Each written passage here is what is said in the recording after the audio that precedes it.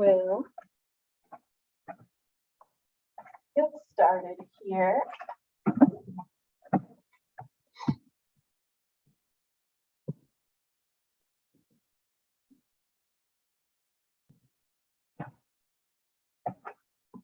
All right.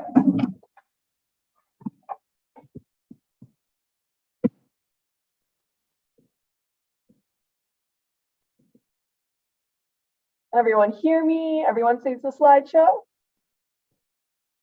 And then we'll get started.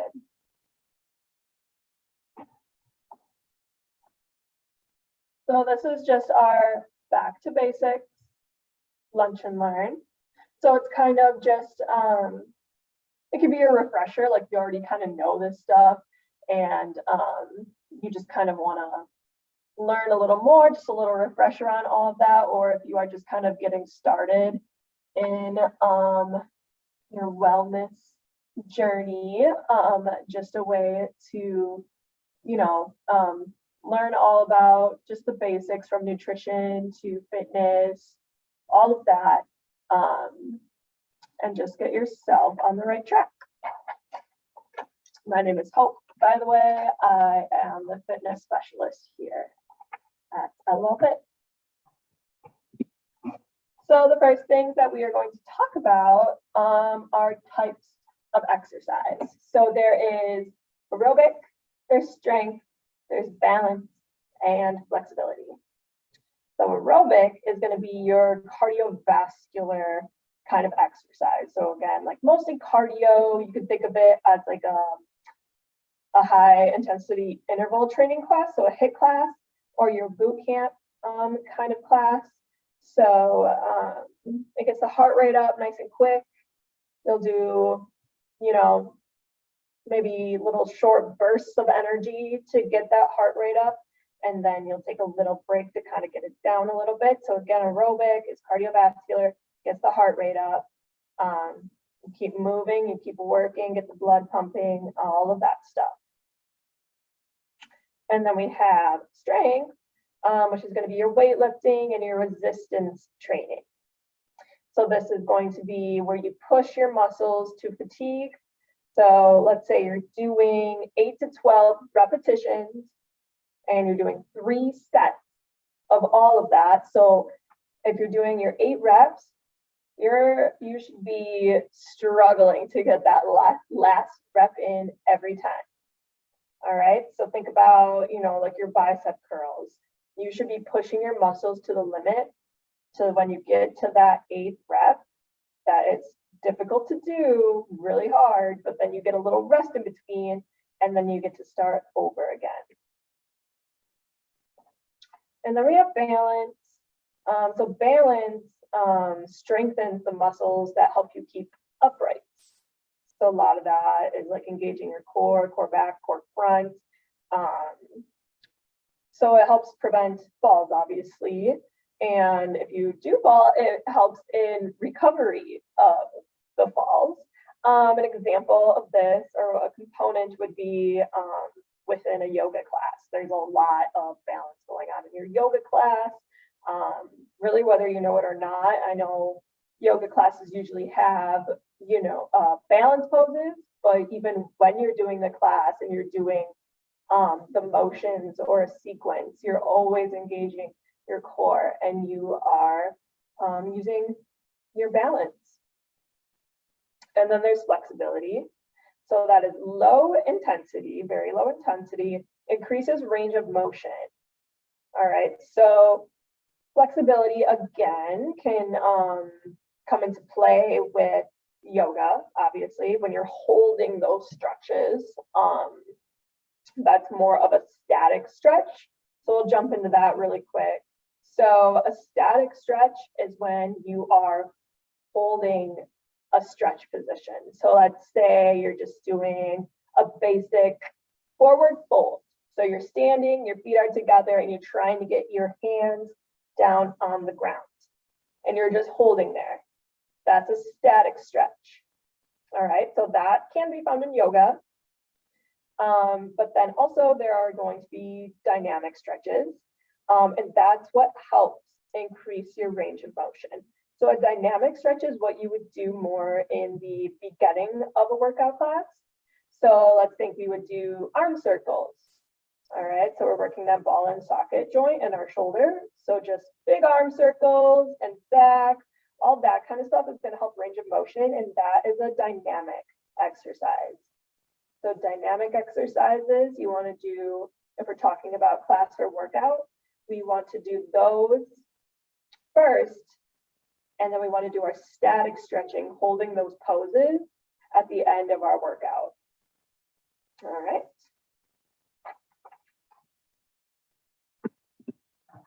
All right, so we have 6 types of strength movements.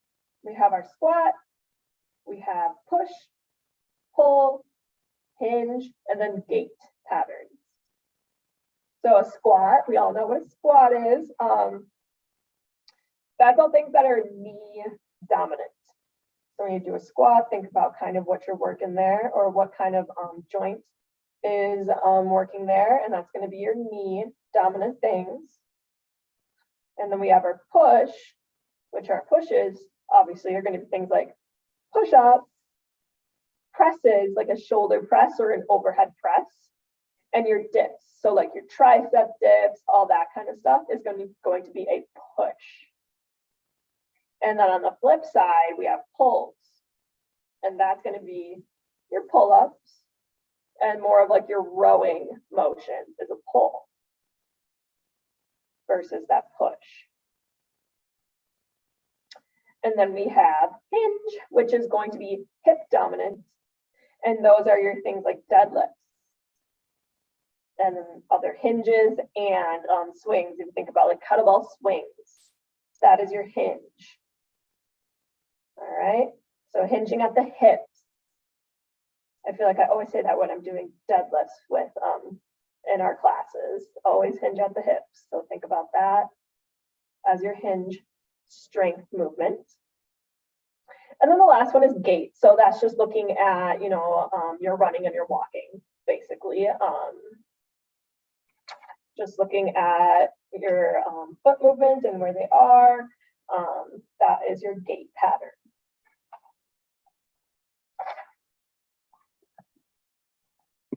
Next, exercise order. So you are going to want to train larger muscle groups before small, do compound exercises before isolation exercises, and then weight and body, so free weight and body weight before machines. All right, so I'll kind of dig a little deeper into these. So train larger muscle groups before small. So that would be doing your squat before isolating, let's say your calves in a calf raise. So you would want to do your squat first, your bigger muscle groups before you isolate just the quad muscle, doing that up and down motion for a calf raise. All right. And then you want to do compound exercises before isolation exercises. So again, let's do squats again. So you want to do your compound exercises, which is also a squat, because you're working kind of more than one muscle group there, right? You got your glutes, you got your hamstrings, you got your quads. You're not just isolating one thing. And then you would want to do your squat before, let's say, a leg extension, the machine, or you could also use a calf raise again as well. You want to work your multiple muscles before isolating that one muscle. All right, so calf raise is only going to work the calves. So you want to do your squats before that and work all the other little muscle groups before you isolate that one. All right. And then the last one is basically saying that you just want to do your free weights and your body weight exercises before you do machines. And these all kind of translate into the same thing, because machines are going to usually isolate one muscle. All right, so again, that just goes back to doing your squat or like your deadlift before you do the leg press machine. All right. So you always want to work those free weight and body weights before the machine. Again, the free weights and the body weights are also going to engage your core more, whereas if you're sitting in a machine, you don't really have to work your core as much. So always thinking about that. And even just using body weight, still coming before machines. All right, so if you're working out, think about getting those compound and larger exercises in first, and then the smaller, and then doing your free weight and your body weight exercises, and then moving on to the machines at the end of your workout.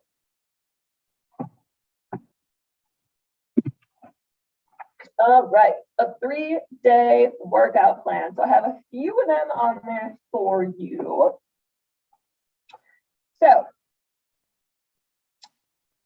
we have push-pull leg splits.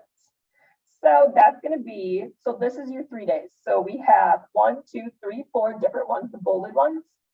And each one is giving your 3-day workout. So push, pull, leg split. Your first day would be push. So we're going back to that push movement, those push-ups and all of that. So you would work your chest. Think about a chest press. You're pushing, and then shoulder press again, pushing.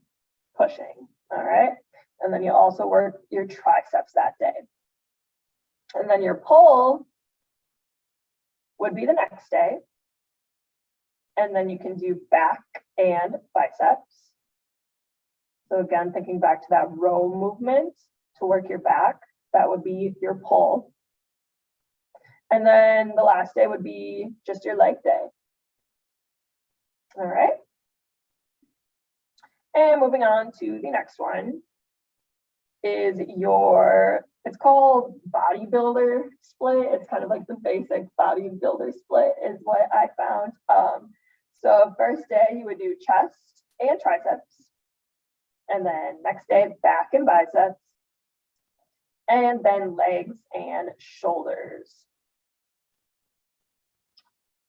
All right, so the bodybuilder split and the push-pull. So the first two that we just talked about are going to be the best for muscle gain.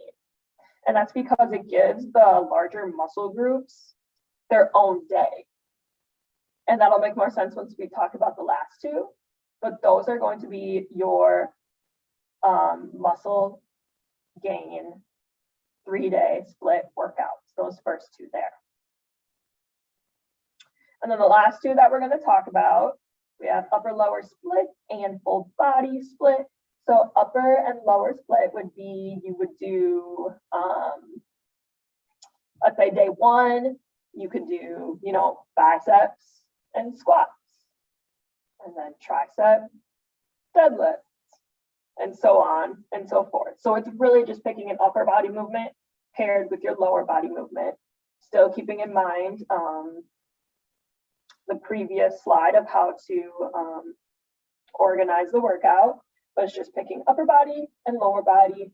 And that's kind of just give more like a rest. So you're not just doing like all upper body and really burning out just like one muscle group.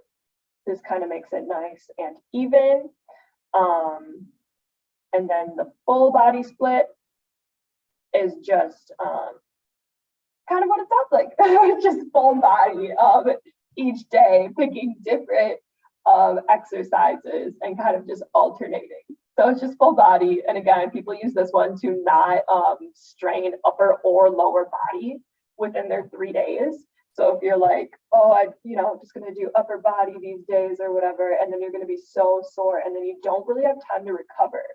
So a lot of people will do full body split for that reason.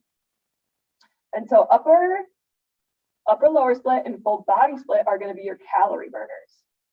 So the push pull and the bodybuilder, muscle, gaining muscle, and then upper lower split and full body split will be those calorie burners. It's going to max out on calories and burning fat. It's just you're moving more, you're working more. Whereas the first couple, you're isolating those muscles and you're lifting heavier weights and you're working those bigger muscle groups. All right. So those are some examples of how you might want to look and prepare your workouts. And it's just, you know, altered to what you think works best for you. If you want to burn more calories, if you want to gain more muscle, taking a look at these and learning how to split up your 3-day workouts. And we are going to talk about rest days. So usually the 3-day workouts, in between each day, they have a rest day. So you would do day 1, rest day, do day 2, rest day, 3, rest day, and so on and so forth. All right, so that's kind of the idea of the 3-day workout within a week, is having those rest days.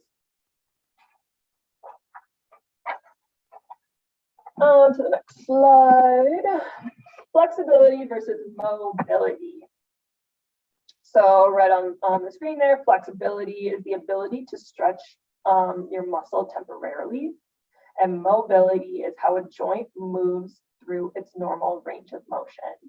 So they are different. A lot of times people don't realize that they are different, but we're going to dive into that a little bit here. So we kind of already talked about dynamic and static stretching. So we kind of know what that is. Again, so static stretching is going to be more of your flexibility. Dynamic stretching is going to work for more for mobility. All right. So thinking of a mobility example that we already talked about a little bit with the ball and socket joint in your shoulder. So again, doing those big arm circles before a workout is working your mobility. You're using your full range of motion doing that. Whereas flexibility, if you see on the screen, you can see someone just doing a forward fold, and it looks like, you know, they're just hanging there. They're not using their full range of motion. They're doing a dynamic stretch. They're working on flexibility. All right.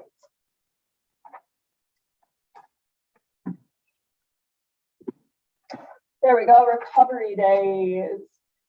All right, so we need recovery days. And, you know, they also talk about rest days, but those are actually different, and we are going to compare the two.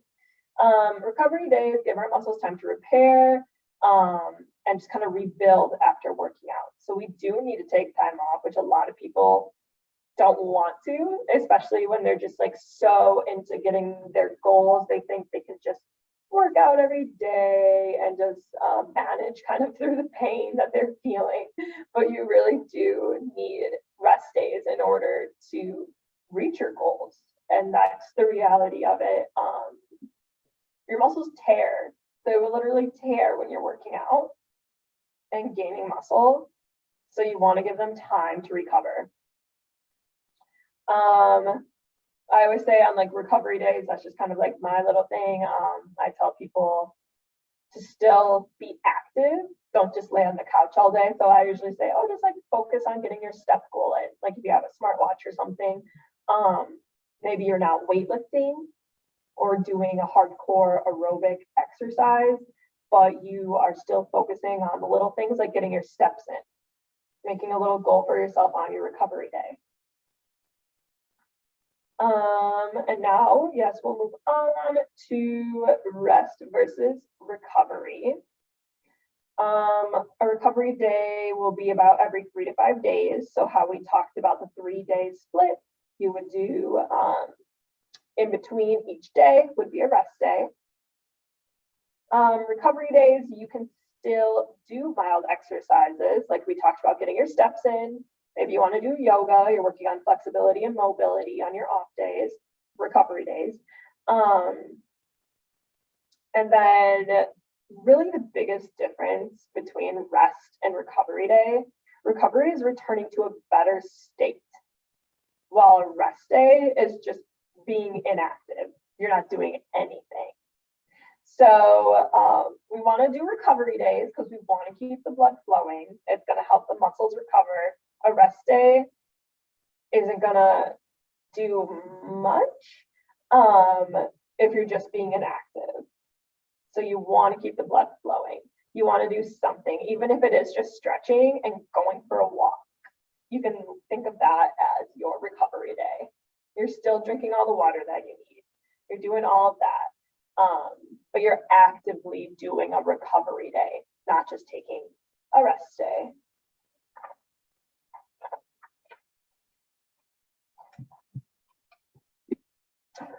Moving on to some nutrition. So we all know MyPlate. That should look familiar to you guys. We'll kind of run through everything here. So let's do, we'll start with fruit.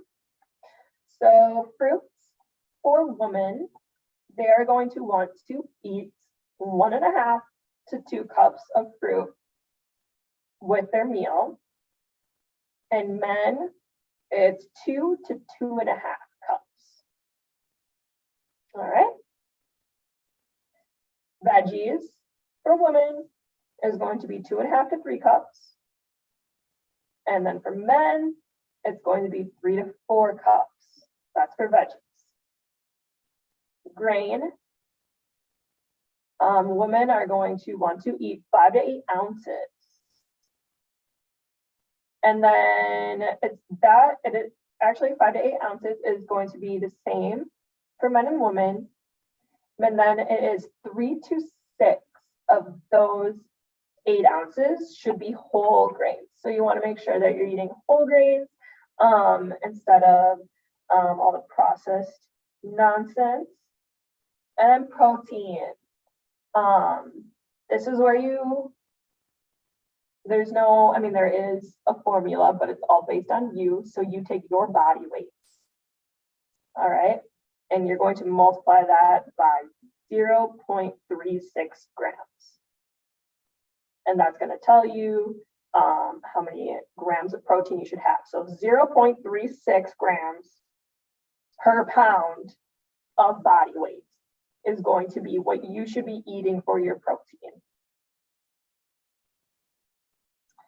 And dairy, 3 cups. Nice and universal, 3 cups of dairy. And we are going to jump into each category deeper. But MyPlate is a great resource on how to just kind of style your plate.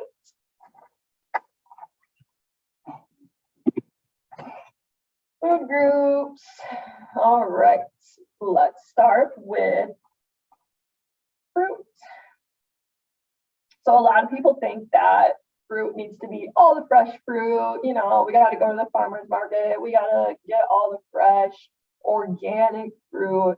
Reality is it can be canned. It can be frozen. Fruit is fruit. And honestly, that's just might be easier for a lot of people. It is easier for a lot of people. Don't feel bad if you're eating canned or frozen fruit, and same with vegetables that can be canned or frozen. It still is going to count towards your goal of how much you should be eating with MyPlate. So fruit is going to reduce risk of certain diseases and some cancers. And it is a great source of vitamin C, fiber, and potassium. So that's just a little bit of your fruit. Moving on to veggies. Again, we talked about it can be canned, it can be frozen. And veggies are rich in potassium, and it can lead to a healthier blood pressure. So it obviously has no cholesterol, and that's how it helps with your blood pressure. And with veggies, you want to make sure you're eating the rainbow. You're eating all sorts of different kinds of greens. You want to eat the darker leafy greens because that has the most iron and nutrients in it. You don't want to go for just like the iceberg lettuce. You want to go for the spinach. You want to go for the arugula. All the darker greens are going to give you more of those vitamins and nutrients. Moving on to grains. All right, so you're going to want to eat, we already talked about eating those whole grains, eating, I can't remember the exact number, but it was on the other slide, focusing on the whole grains. And it's not bad if you don't eat completely all the whole grains, but just making sure like your breads, certain pastas, there's like quinoa and couscous, all that kind of stuff. Thinking about those kinds of grains. You have oatmeal as well, all that kind of stuff. Just focusing on eating whole grains. And then we have protein. Yep, protein. All right. So you always want to vary your protein intake. If you're just eating meat, that's probably not always going to be the best option. So, switching to eating fish more instead of just your red meats. So fish is a great way to get omega-3 or your fatty acids, and meat in general, rich in B vitamins, zinc, magnesium, is going to support the immune system and build strong bones. We all know that. But there are other ways to get your protein. And that's going to be your beans, your peas, lentils, nuts, eggs, soy, all that kind of stuff, all has the same benefit as eating meat. So thinking about adding those in instead of meat all the time, cook some eggs, put it over some, or make something with beans, like a little burrito kind of thing. You can get a ton of protein from those beans. Black bean burgers, all that kind of stuff. All right. And all of those, like soy and all of that, is also going to give you a lot of the vitamins as well. I think we got water next. Yep, we got water. So there are a lot of different kind of views on how much water to drink. Honestly, drink when you're thirsty. Most adults can get by staying hydrated just by drinking when they are thirsty. But the general guideline is 15.5 cups for men per day and 11.5 cups for women per day. And then everybody knows kind of the 8-ounce rule. So drinking 8-ounce glasses 8 times a day. You can get those cool water bottles now that kind of have the time frame on them. I actually have one. I think it's so helpful. Just get it all out of the way. The general rule is 64 ounces, right? 8 ounces a day. Another one is drinking half your body weight. That is another kind of popular one that people follow. But again, drink when you're thirsty, and you should be able to stay hydrated throughout the day. It's all based on, who, like your weight, all of that. And same with all the foods that we just talked about. That's also going to be based off like your weight, your age, all of that kind of stuff. Like there really is no like set in stone. That's why we have ranges, right? You have to find what works for you within that range. So water obviously is going to protect the organs and tissues, carries nutrients and oxygen to cells. It also flushes waste for us. So you do want to stay hydrated. I feel like most people are pretty good at drinking when they're thirsty and realizing if they are dehydrated, then you have to drink more. But definitely get that water in. Makes you feel so much better. And sleep. All right, so sleep, very important. All know that helps brain function, keeps emotions in check, helps prevent disease, and it helps with weight management. So we are going to dig a little deeper into each of those, and then we are also going to talk about the sleep cycles quickly.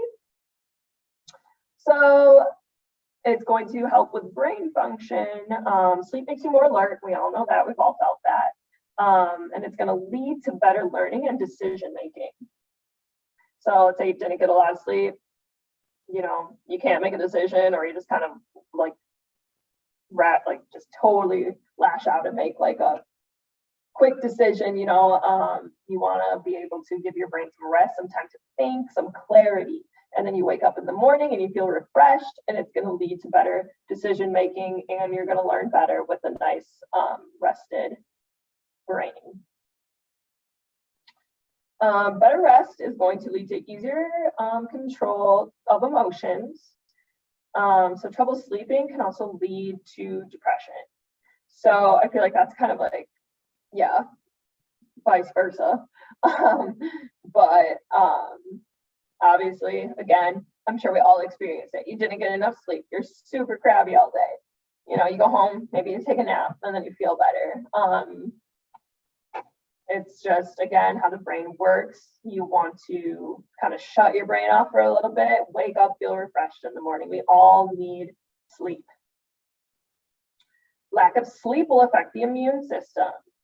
So you might have a harder time fighting off common viruses. All right, so thinking about that, you don't get enough sleep, immune system is affected. You get sick more often. And then those with trouble sleeping are also more likely to develop heart disease, kidney disease, diabetes, and high blood pressure. You need to have your body shut off. It's a restart. And then for weight management, lack of sleep can affect your ability to regulate appetite, your appetite hormones. So poor sleeping habits can lead to a bigger appetite. All right.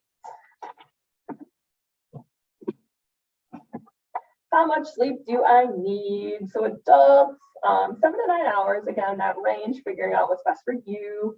Older adults, 65 plus, they will need 7 to 8. All right, so we're going to dive into our stages of sleep. Stage 1 is going to be when you're dozing off. You're not fully relaxed, and this stage only lasts about 5 minutes. Stage 2, brain activity slows, but still you have little bursts of energy in your brain, and this will last for 10 to 25 minutes. Stage 3 is your deep sleep.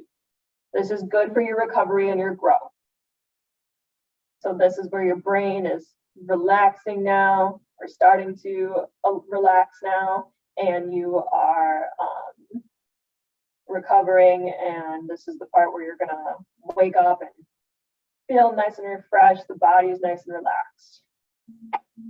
And this goes on for 20 to 40 minutes, and yes, slow brain waves. And then it's interesting, you go into REM, which stands for rapid eye movement, and brain waves now, you just went from slow brain waves, and now you have brain waves as if you are awake. And this is where you have your most intense dreams. Also, atonia, I can't pronounce it, but it's basically temporary paralysis while you are sleeping. And that's going to start after about 90 minutes of being asleep. REM will take up about 25% of your sleep time.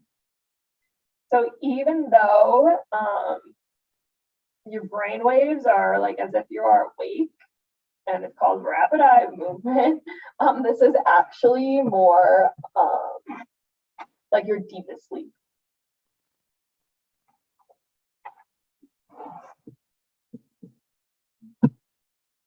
Any questions? I have this recorded, so I will post it probably on our YouTube, and you can always go back and review this if you have any questions that you think about later. Thank you. Yeah, no problem. Thanks for coming.